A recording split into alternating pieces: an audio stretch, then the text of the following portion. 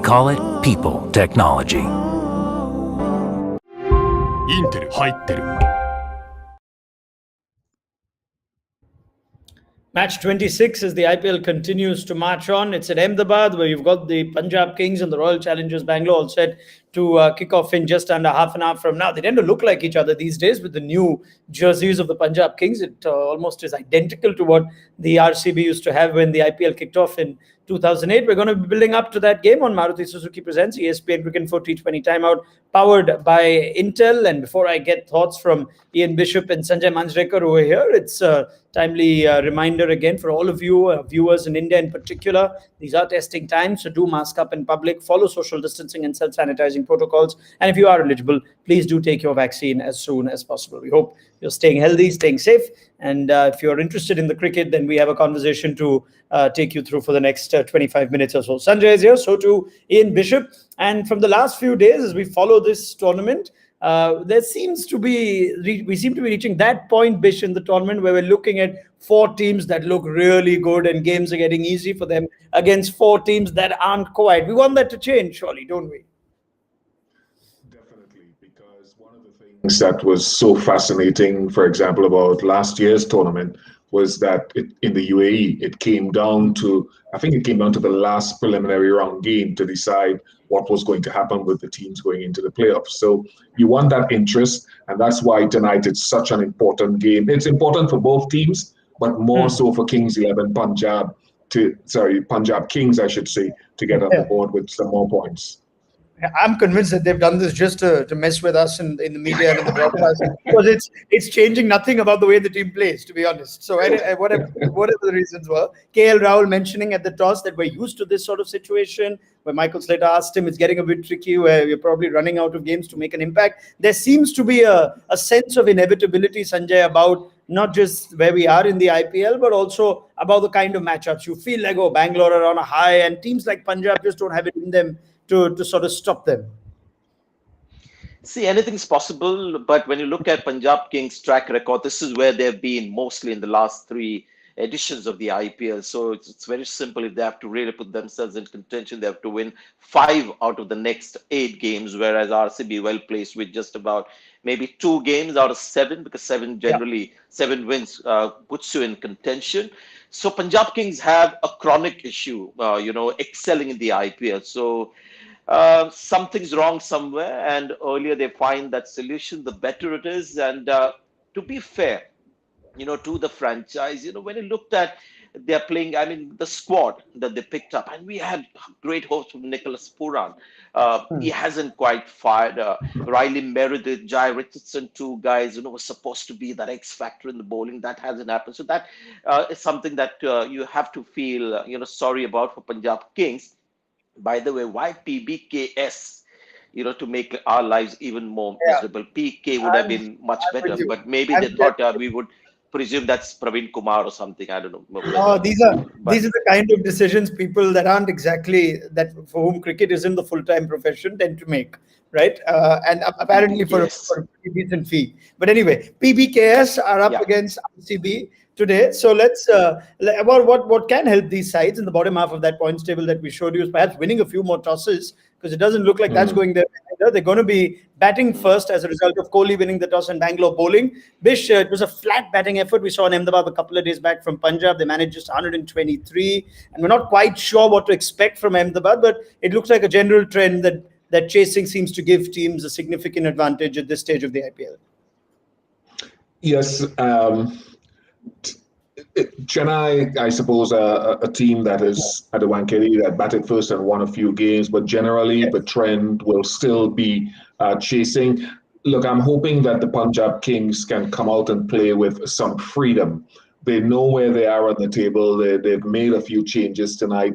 Hopefully players like Nicholas Puran that you just mentioned, who the season has gone terribly for so far, and Chris Gale can really lead this team, because yes, you want some of your other, I suppose, uncapped players to stand up, but it's your international players that have to really make a running. And tonight, I'd love to see them play with some freedom. Yeah, that's a conversation we should actually go deep into. We've got Ian Bishop here. Sanjay Manjrekar has closely followed Nicholas Puran for the course of last season and this. We'll get to that. Let's just confirm the team first for the Kings for you. And they have made a couple of changes. They brought back Riley Meredith. They've left out Moses Henrique, so the all-round option goes out in place. They've gone for Meredith, who only featured in the games in Mumbai and was left out the minute the team went to Chennai for a couple of games. Other changes include Mayank Agarwal out because of injury, as per confirmed by Rahul. And there is room for Prabsimran Singh, who featured in the middle order last season, does bat at the top of the order in domestic cricket and comes at the back of an excellent Syed Mushtaq Ali, leading six-hitter in the tournament. So we'll figure out where Prabsimran Singh bats in that, whether Chris Gayle just slots up, as we've got on that list, at his preferred and favoured opening slot. Harpreet Barar gets a game as well. Out goes Arshdeep Singh. So left arm seam out, left arm spin in. Those are the changes. Let's just get a wrap around those changes from you, Sanjay, before we get into a more detailed discussion on Puran.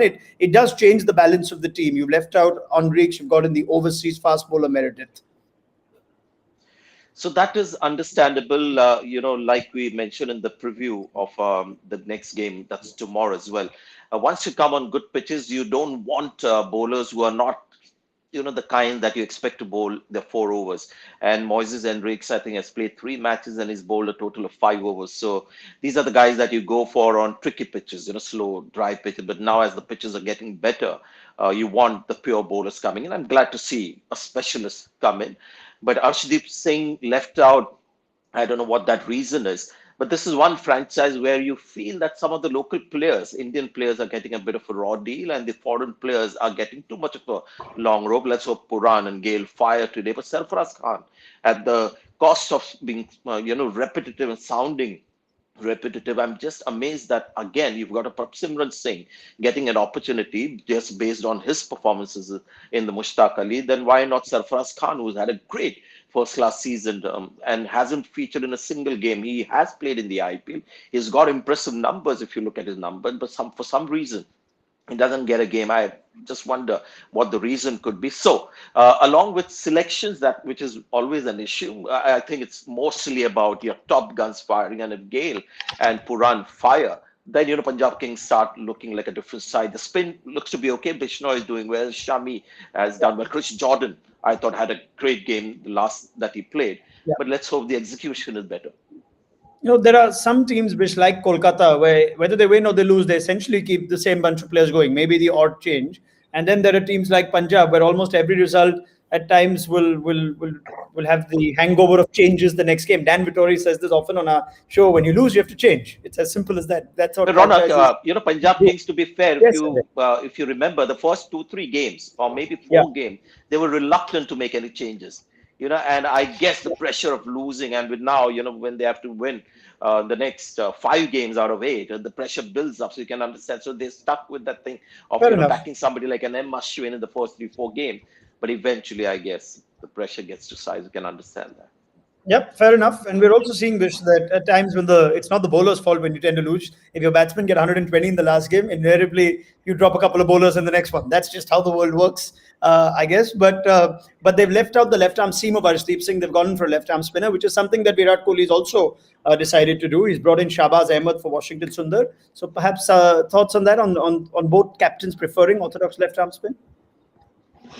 Yeah, I find it an interesting one because there are a couple of left-handers, for example, in the Kings 11 Punjab, including Chris Gayle, including Nicholas Puran. So usually you think about those matchups, but he said it was specific to the team that he was playing against. That's what Virat Kohli said at the toss. So that I like the fact that Ravi Bishnoi has come into the team and is performing well. But generally, Raunak, I feel, and Sanjay, I think we can talk about being faithful to players. For example, KKR has been loyal to a few players, but I listened to an interview with Brendan McCullum, and he sounds absolutely frustrated that he's given guys a free rein and they have not carried out the planning and the intent that he wanted. So when you have 2 franchises, I don't think another failed season will rest easily on the ownership of these franchises. That's why it's so critical for them to start getting it right. Well, let's perhaps discuss the choice of players that they have backed. And there's talent for all of us to see Nicholas Puran Bish, and he's been given a different role to bat a bit lower. He got a start last game, 19 of 19. But Sanjay, I'm getting Sanjay's points on this too, but there seems to be something missing, and that's surprising for a player who had such a good season for the franchise last year. Could you make sense of it? For me, I sort of wonder if he's been on the road too long. I wonder if it's a fatigue thing because since that IPL last year, he went back to the Caribbean. He's been in a bubble.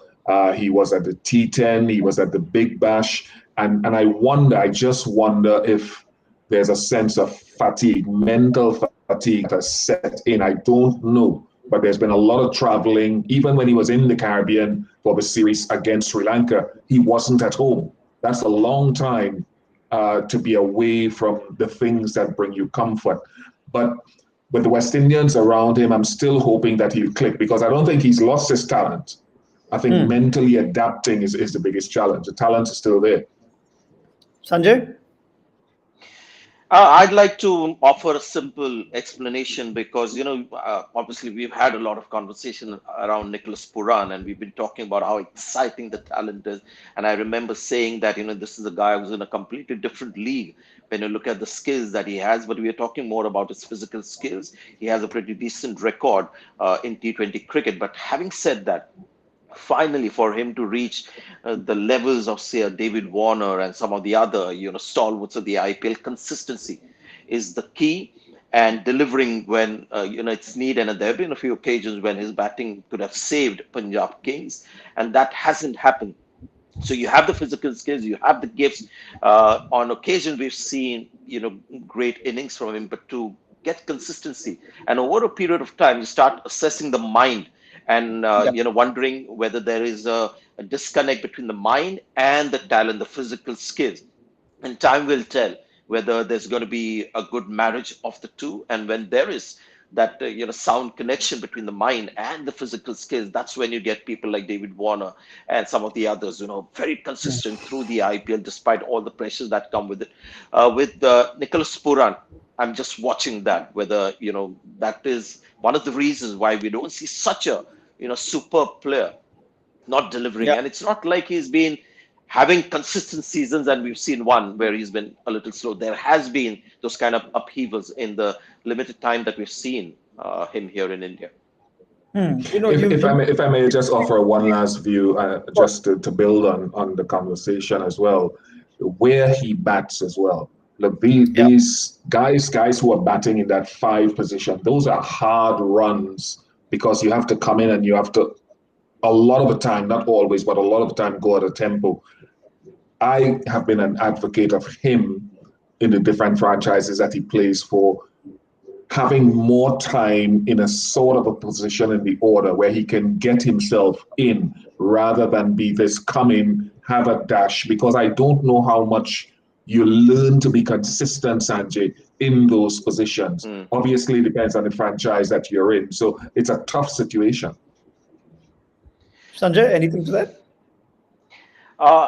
Again, on the batting order that Bish is talking about. So we are talking about Punjab Kings now making the changes. We were looking at 3 changes. That's in the personnel. But they've been very stubborn about a few other things. I mentioned Sarfaraz Khan, warming the bench. They've been pretty adamant about that. Plus the fact that last season before that as well, Punjab Kings have been languishing at the bottom, but KL Rahul continues to open for them. Now, I mentioned KL Rahul because this is a guy who's got 2 T20 international hundreds.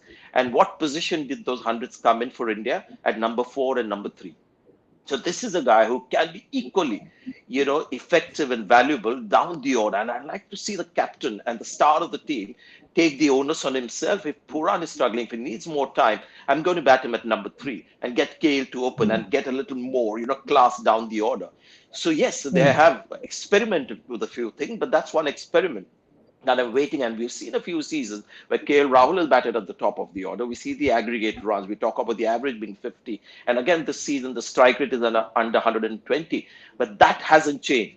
KL Rahul opening the innings, when for India, he has batted at various positions at T20 international level, has a strike rate of 140 and a superb average as well. So this is a guy who's so good that he can bat at different positions, but in the IPL, for his franchise, keeps opening. Okay, I think it's a point well made, but it's almost a second conversation along with the Puran one. And fair enough. But today, I guess with Mayank Agarwal out, that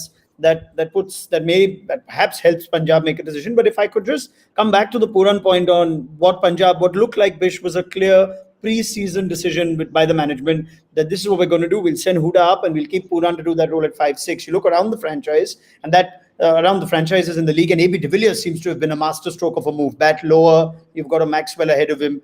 The other successful franchises tend to have the likes of a Kyron Pollard, or whether it's a Ravindra Jadeja, more experienced players doing that role. Nicholas Puran's 25, and I just saw his overall numbers. Sometimes they creep up on you without you sort of noticing. He's played 170 T20s for a number of franchises. Like you mentioned, he plays a lot of it. Do you look at him as an experienced player who can do that job, that difficult job, or is he still a young player who you've got to use differently? The way people use younger players as batsmen in T20 and IPL has always been different. Vish? That's a top class question. Yep. I go back to something I said to you when we were doing our build up to the tournament, and I said I chose Nicholas Puran as somebody that I'd like to see have a breakout tournament, because having followed his career from the start, yes, he's played a lot of T20 cricket, but I still see so much more that he has to bring out. There are still things that he's fighting with his game, finishing off matches. He's not conquered that yet, and he'll be the first to tell you that he gets into positions where he can bring a game home. He hasn't done it. I still see room for so much more consistency in his batting. So he's 25, he's played all these games, but just from my eye test, he has not yet reached the point where I would like to see, and I know his game can go. He's still searching for a lot of stuff.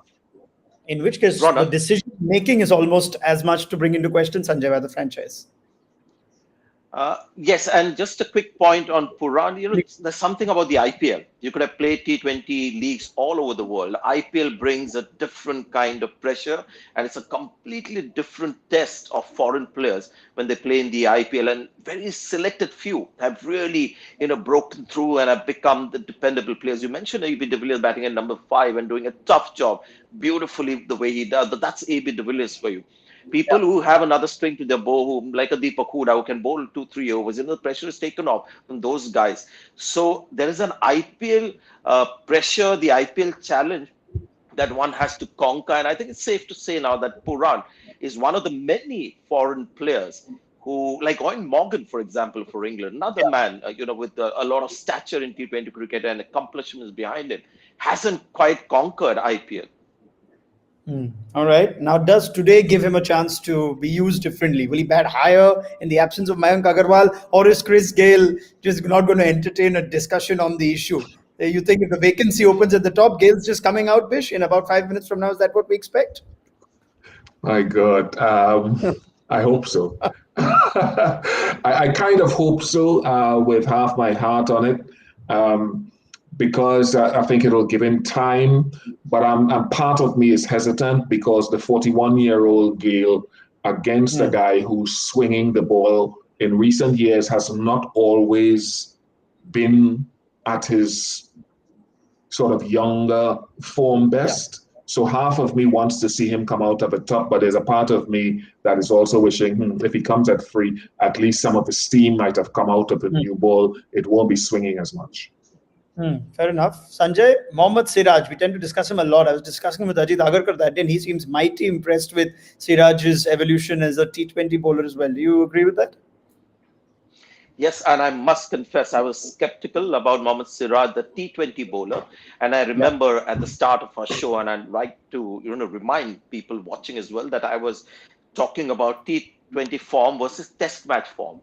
There's nothing to suggest that test match form can help you become a much better T20 bowler, but Mohammad Siraj, I guess just that evolution of him and it's mostly to do with the mind, more than the actual skills, because he's always had those skills. He's been a revelation, and on occasion he's been taken for runs. On occasion, he's been hard to hit.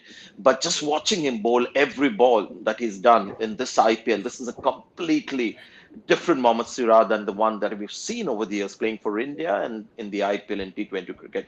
Just a brilliant, brilliant, absolutely brilliant sort of improvement.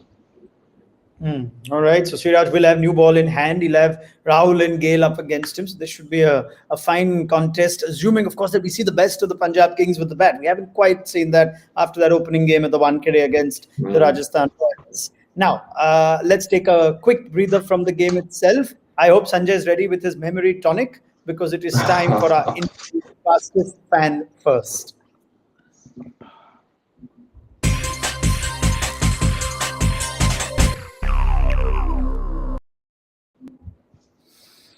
All right, so you know the drill. 3 simple questions coming your way, gentlemen, and they're related to the 2 franchises. Let's take the first one. Bish is already nodding his head. He's giving this up. Come on, Bish, they're easy. They're half volleys. Which player has scored the most runs for Bangalore against Punjab? Simple question.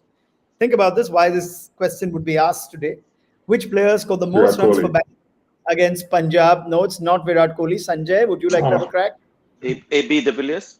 Not A.B. de Villiers. So the common part of the Venn diagram is Chris Gale, because he's got most runs for Bangalore against Punjab. Here he is now with the Punjab Kings. So that's why we picked this. That's all we do. We don't care about the actual facts of it. We just want to make a good story. So here's Gale against. We've gotten to this part of the show too quickly. What was the question again? What was the question? Did it say an RCB player against Punjab Kings, right? Yes, that's right. So who has scored the most runs for Bangalore against Punjab in the history of the IPL? So the answer to that is Chris Gale. You're not very pleased with the questions. I'll pass that on to the. Yeah, let's go to question 2, shall we? Who has the most wickets for Bangalore against Punjab? I think this is a lazy effort at the questions today. Come again? Sorry, come again. The most wickets for Bangalore against Punjab. Chahal. Yes, Ian Bishop has got that absolutely right. Been a quiet tournament for Yuzi Chahal, though. He's not even completed his quota for the last few days. It'll be interesting to see if that changes. Maybe I'll get a quick comment on that before we wrap up. But let's take question 3 and wrap this up first. Which player from the Punjab coaching staff opened the batting for Bangalore in the very first IPL match in 2008? That's a good one. So he's part of the Punjab coaching staff. Yes, Sanjay Manjrekar got that right. His fellow Mumbai batsman is the answer. Sanjay, are you happy with your fictitious audience? And it was a difficult question. I see. All right. I don't know what to say to that. Thank you very much. But before we move on, maybe a quick point on Yuzvendra Chahal. Looks like this is a different RCB, Sanjay and Bish, because Michael Slater asked Virat Kohli the question. He seems very keen to answer it with the point of how he has more bowling options this year. He feels good as a captain. It's not a luxury he's enjoyed every year, but that's coming at the expense of Chahal at times, not bowling for Sanjay. Yes, if he had just 5 bowling options, Chahal would have bowled his 4 overs. There have been occasions, for RCB where he's been. Even this season, there's been an occasion very early in the tournament where he bowled his 4 overs very quickly before the innings finished, and he was going at 10 runs and over. But now, with these, 6 or 7 bowling options, sometimes 8 if you can bowl Maxwell in, he's used Chahal optimally. So it's not so much a reflection on how Chahal is bowling. It's more about the options that Virat Kohli has, and Virat Kohli changing as a captain as a result of that. I'm going to come to the Punjab openers in a second, but Bish, a quick comment on Yuzvendra Chahal. The world seems to be changing. The leg spinners aren't necessarily a sure shot at being your strike 4-over bowler anymore in the IPL. No, but there are some guys who are doing well. Amit Mishra when he plays. Rahul Chahal is doing well for Mumbai Indians. So there's still room for Chahal, and it's all about getting him ready for if and when RCB get to the playoffs. Okay, now Prabh Simran Singh has walked in with KL Rahul to open the batting. So it looks like Chris Gale will stay at 3. Sanjay, give me your thoughts on that. Not a bad idea, because if you're going to bat him down the order, might as well have had somebody like a Sarfaraz Khan who's more adept at batting down the order. So if he's picked because he's good at the top, you bat him at the top, but thou shall keep batting at number 1 position is something that I've not understood. So there have been a lot of changes, but one position is sort of sealed and done with one player, which is something that I don't agree with. When it comes to KL Rahul, he tends to save his very best for against Bangalore, right? He sat there 130 early in the season last year. So let's pick up this conversation in 20 overs time. See, Punjab Kings should Yes. be winning. It's not so much about KL Rahul getting runs. They've got to find a formula of winning more Yes. matches. Can't be languishing down there season after season. You have to change some basic tactics. Let's hope today is the start of that. All right, conversation that will be picked up intriguingly in 20 overs time. Different Punjab side, even RCB have made a change, and an interesting one, like Ian Bishop points out, two hard-hitting left-hand batsmen in Punjab's batting, and they've gone with the left-arm spin of Shahbaz Ahmed as against Washington Sundar. We haven't even touched much upon that, but we'll do that on our mid-inning show on Maruti Suzuki Presents ESPN Cricket for T20 Time Out, powered by Intel. So do join us then. Of course, you can catch all the Vivo IPL highlights and live action on Disney Plus Hotstar. And as we leave you, reminder once more to all our viewers, especially those in India, do mask up in public, follow social distancing and self-sanitizing protocols. And if you are eligible, please do take your vaccine as soon as possible. We'll see you for our mid-inning show in a few hours.